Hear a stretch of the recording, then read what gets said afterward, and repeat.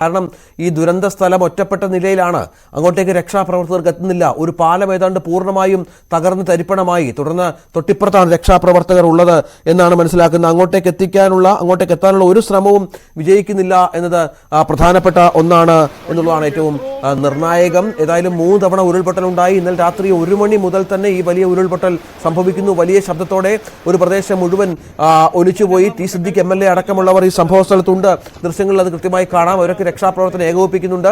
3 മന്ത്രിമാരെ നിയോഗിച്ച സാഹചര്യം കൂടി ഇതിനോട് ചേർത്ത് വായിക്കണം. 3 മന്ത്രിമാരെ നിയോഗിച്ചിട്ടുണ്ട് രക്ഷാപ്രവർത്തനം ഏകോപിപ്പിക്കാനായി. വലിയ മഴ കഴിഞ്ഞ ഇന്നലെ 2 ദിവസമായി വയനാട്ടിലുണ്ട്. തുടർന്നാണ് ഈ മേപ്പാടിയിൽ വലിയ ഉരുൾപൊട്ടൽ സംഭവിച്ചിരിക്കുന്നത്. മേപ്പാടി മുണ്ടക്കായ് സ്കൂൾ റോഡ് പരിസരങ്ങളിൽ നിരവധി കുടുംബങ്ങൾ മണ്ണിനടിയിൽ പെട്ടു എന്നുള്ള ദൗർഭാഗ്യകരമായ വാർത്ത പുറത്തു വരുന്നുണ്ട്.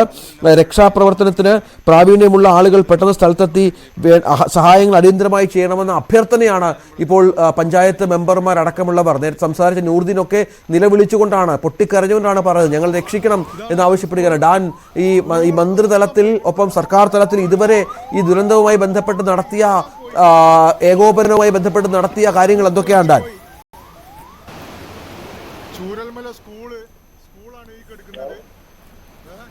ഡാൻ കേൾക്കാമോ?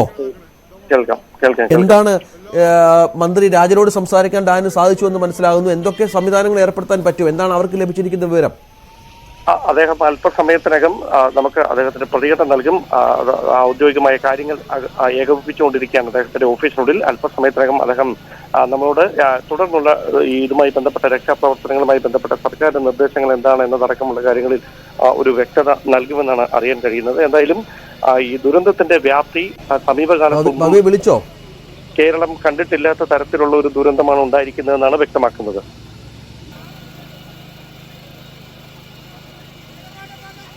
അതെ, അതാണ് ഏറ്റവും പുതിയ സാഹചര്യം. അതാണ് വലിയ അപകടമാണ്, വലിയ ദുരന്തമാണ് സംഭവിച്ചിരിക്കുന്നത് എന്നുള്ളതാണ് ഏറ്റവും പ്രധാനപ്പെട്ട കാര്യം. വായുസേനയുടെ 2 ഹെലികോപ്റ്ററുകൾ സുളൂറിൽ നിന്നും 7:30 തിരിക്കും എന്നുള്ള വിവരവും ഈ ഘട്ടത്തിൽ പുറത്തു വരുന്നുണ്ട്. ഈ ഹെലികോപ്റ്റർ മാർഗം വഴി മാത്രമാണ് ഇവരെ രക്ഷിക്കാൻ, അവിടെ കുടുങ്ങിക്കിടക്കുന്നവരെ രക്ഷിക്കാൻ സാധിക്കുക എന്നുള്ളതാണ്. കാരണം പൂർണ്ണമായും ഒറ്റപ്പെട്ട അവസ്ഥയാണ്. പൂർണ്ണമായും ഒറ്റപ്പെട്ട് രക്ഷാപ്രവർത്തകർക്ക് അങ്ങോട്ടേക്ക്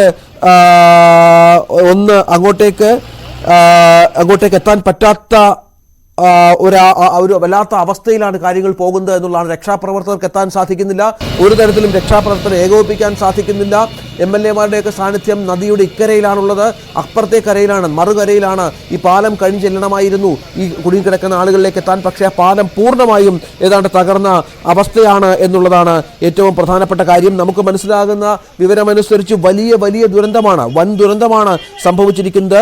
രക്ഷാപ്രവർത്തനം ഏകോപിപ്പിക്കാനുള്ള ശ്രമങ്ങൾ നടക്കുന്നുണ്ട് എന്നാണ്. പക്ഷെ അപ്പോഴും വയനാടിനെ നടുക്കിയിരിക്കുകയാണ്, കേരളത്തെ നടുക്കിയിരിക്കുകയാണ് ഈ വൻ ദുരന്തം എന്നുള്ളതാണ്. ഗതിമാറി ഒഴുകുന്ന പുഴയുടെ ദൃശ്യങ്ങൾ വയനാട്ടിൽ കാണാം. മുണ്ടക്കൈ, ചൂരൽമല എന്നിവിടങ്ങളിൽ വൻ നാശനഷ്ടം സംഭവിച്ചിരിക്കുന്നു. 7 എന്നുള്ളത് ഇപ്പോൾ 8 മരണം എന്ന ഔദ്യോഗികമായ സ്ഥിരീകരണം വന്നിട്ടുണ്ട്. 8 മരണം സംഭവിച്ചിരിക്കുന്നു. മരണസംഖ്യ ഇനിയും ഉയരാനുള്ള എല്ലാ സാധ്യതകളുമുണ്ട്.